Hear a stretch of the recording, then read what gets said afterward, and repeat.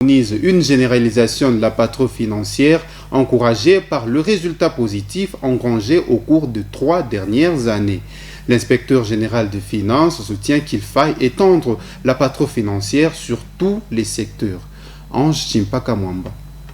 Le détournement de deniers publics tue la République démocratique du Congo. La patrouille financière confiée à l'inspection générale des finances par le chef de l'État Félix Tshisekedi a le mérite de sauver les finances publiques de la prédation dont ils étaient victimes depuis de longues années. Encouragé par les résultats positifs engagés au cours des 3 dernières années, l'inspecteur général des finances, chef des services Jules Alinguete, soutient qu'il faut étendre la patrouille financière sur tous les secteurs de la vie nationale. Les méthodes d'investigation et d'analyse de l'inspection générale des finances ont permis à cette institution rattachée à la présidence de la République d'accomplir sa mission. Celle-ci consiste notamment à vérifier et contrôler toutes les opérations financières de l'État, des entités administratives décentralisées, des établissements publics et organisations para-étatiques ainsi que des organismes ou entreprises de toute nature bénéficiant du concours financier de l'État. Conscient que le développement économique de la RDC en dépend, Jules Alinguete insiste sur le rôle que doit jouer l'institution qu'il dirige dans l'implémentation de la bonne gouvernance publique au pays. La patrouille financière contrôle concomitant et a priori de l'IGF reste pour le moment l'une des clés indispensables de la bonne gouvernance publique et doit être généralisée pour permettre à la RDC d'aller de l'avant, a tuté le super gendarme financier ce dimanche 10 septembre 2023. A noter que le travail des inspecteurs des finances a été marqué dans tous les dossiers qu'ils ont fait l'objet du contrôle et de leur encadrement par la pertinence et la qualité des méthodes utilisées.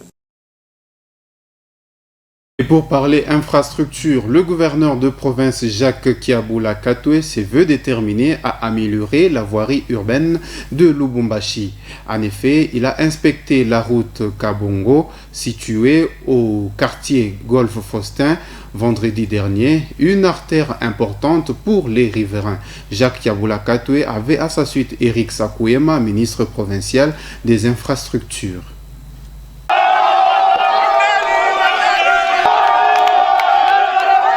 Déterminé à changer le visage de la ville de Lubumbashi avant que n'arrive la période pluvieuse, Jacques Kiabula Katwe est allé s'imprégner de l'évolution des travaux réalisés par l'Office de voirie et drainage sur la route Kabongo au quartier Golfe Faustin. Longue de 3,89 km, avec une chaussée de 7 mètres, la route Kabongo va désenclaver cette partie de la ville. Après la première étape qui consistait en la pose de la plateforme, l'heure est à la couche de fondation avant d'entamer la couche de base puis les enrobés.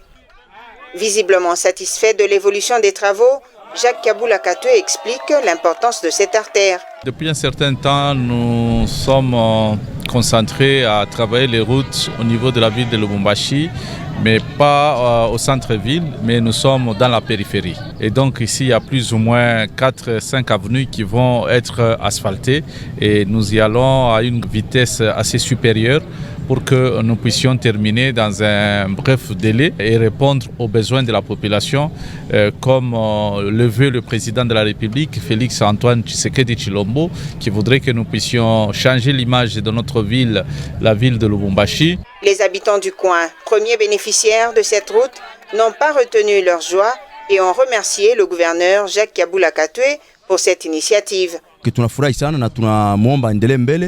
Puisque itatusaidia si population par rapport à potopoto, poussière, tout quoi tunateseka sana. La concrétisation et la matérialisation de la vision du chef de l'État, Félix Antoine Tshisekedi Tshilombo dans le Haut-Katanga, reste le cheval de bataille de Jacques Kiabula Katwe et de tout son gouvernement. Fin de cette livraison d'actualité en brève. Le journal, ce sera à 20h avec Mariam Souni et moi j'aurai le réel plaisir de vous retrouver demain à 15h juste. Bonne soirée à vous.